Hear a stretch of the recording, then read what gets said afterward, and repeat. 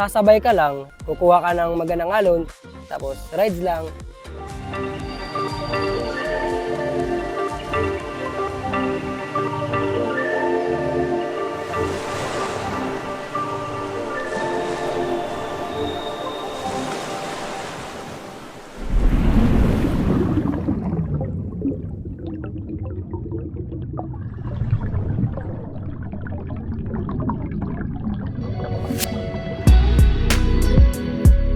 Ako si Charlie is Arjona. I'm 21 years old, taga Siargao Island.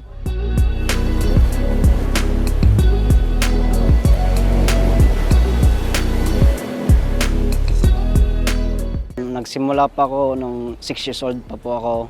So now 21 na po ako. Tinuruan po ako ng kapatid ko. So pagkalipas po ng 15 years old po, naging champion na po ako at saka second place po dito, back to back. Tapos sa iba po na lugar. Pagka senior ko na po, mga 18 na po, nung last 2 years, naging top 7 ako sa Pilipinas. Pero mas maganda rin po pag number 1 po eh, yun yung goal ko eh. Pero appreciate ko rin po kahit di ako naka number 1 po sa Pilipinas.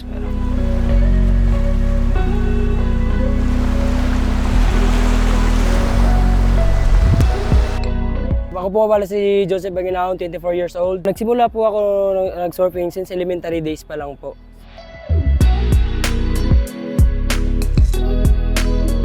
May mga kababata din ako dito, kasabay kong maglaro dati. Sila ni Tata, sila ni Benjumar. Naglilinis muna kami ng buhangin. Before weekend, pumupunta kami dito ng Cloud9.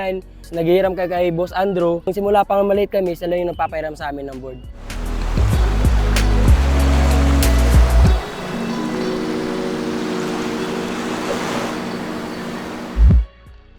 Ang pangalan ko po si Manny Espihon. Nag-start kami nag-surfing, 7 years old. Nainganyo kami sa mga foreigner kasi pinapahiram kami ng board. Sila po yung nag-una sa amin magturo.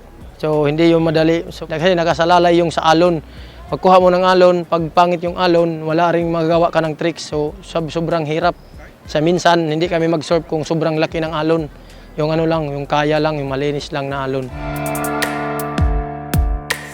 One time po nung nagkumpa ko sa Pilipinas Surfing Championship Tour sa Luzon, sa Ilio. So nung nagkuha po ako ng isang alon, pagtalon ko sa board, like nakakram yung dalawang tuhod ko. Tapos yun, muntik na ako mamatay. Hindi ko alam kung anong gagawin ko. Gumaganon ako sa mga kasama ko, pero di ako nila nakita. Sobrang takot po. Kala ko po yun yung last day ko na yun. Problema lang namin dito is mahina yung turista, wala kaming tinuturuan kasi di kami kumikita ng ganun eh. Kasi may binabayaran din kami.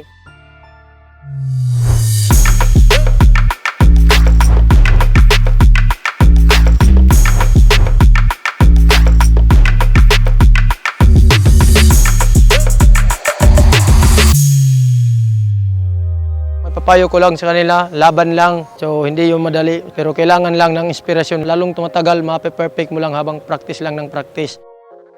Dadaan muna sila sa hirap, yung sinasabi ko nga yung surf skill, yung training, tuloy-tuloy lang yan. Focus lang po kayo, so training lang po everyday. Mag-surf kayo ng araw-araw, tapos tulog ng maaga.